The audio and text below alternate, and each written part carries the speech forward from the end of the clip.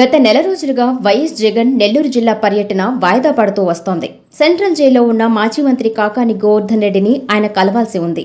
అయితే ఎలాగైనా జగన్ని రానివ్వకుండా అడ్డుకోవాలన్న కుట్రలతో కూటమి ప్రభుత్వం అడుగడుగునా అడ్డంకులు సృష్టిస్తోంది.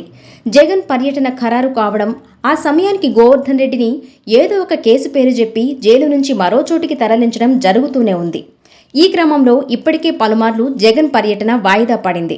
అయితే ఈ కుట్రలను ఛేదించుకుని జూలై 3వ తేదీన వైఎస్ జగన్ నెల్లూరు జిల్లా రావడం పక్కా అని తెలుస్తోంది. ఈ నేపథ్యంలో కూటమి నేతలు పంతా మార్చి జగన్ దిగే హెలిప్యాడ్కు అనుమతులివ్వకుండా అడ్డుకుంటున్నారు. నెల్లూరు జిల్లా రాజకీయాలలో ఇది చర్చనీయాంశంగా మారింది. రాజకీయాలలో ప్రత్యర్థులను ఎంత తలిస్తే వారి ఉనికి అంత బలంగా మారుతుందంటారు. జగన్ని ప్రజల హృదయాల నుంచి చెరిపివేయాలని కూటమి ప్రభుత్వం నానా ప్రయత్నాలు చేస్తూ ఆయన గ్రాఫ్ని అమాంతం పెంచేస్తుంది. జగన్ పర్యటించే ప్రాంతాలలో భద్రతను తగ్గించేయడం ఇటీవల చూస్తున్నాం. జగన్ పర్యటనకు భద్రత కల్పించలేమని ప్రభుత్వ పెద్దలు చేతులెత్తేసి ఆంక్షలు విధించారు. అయినప్పటికీ అభిమానులు వాటిని లెక్క చేయకుండా జగన్ పర్యటనకు వేల సంఖ్యలో వచ్చిన సందర్భాలు రెంటపాళ్ల పర్యటనలో చూశాం.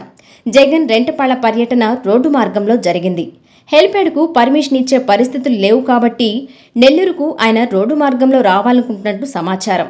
ఒకవేళ అదే జరిగితే పోలీసులు రిస్క్ తీసుకున్నట్లే.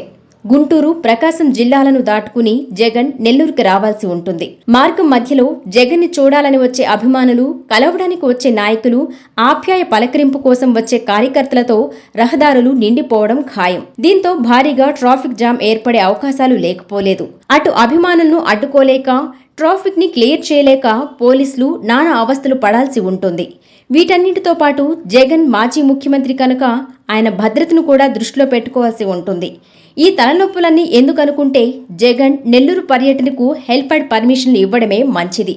లేదంటే కూటమి ప్రభుత్వానికి లేనిపోని తలనొప్పులు తప్పవని నిపుణులు హెచ్చరిస్తున్నారు.